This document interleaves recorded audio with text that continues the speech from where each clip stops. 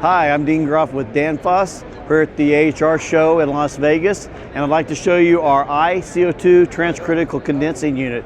This condensing unit is designed to do a lot of things in the food retail side. We can offset load, we can load shift, we can introduce it to new installations. What it allows customers to do is it gets some ultimate efficiency using a natural refrigerant with an easy, simple installation in multiple uses. I can take this, I can apply it into a new store, I can launch it, put my cold unit on, my cold rooms on it, then take it across the entire store. If I've got an existing store using an HFC, I can drop this in the back room, offload part of my store, slowly convert my store over to CO2. You get a lot of things with this. You get high efficiency, you also get the natural refrigerant, so you're future-proof from that perspective on regulations. You also get the ability to get high ambient conditions using CO2. This unit's designed to go up to 120 degrees ambient.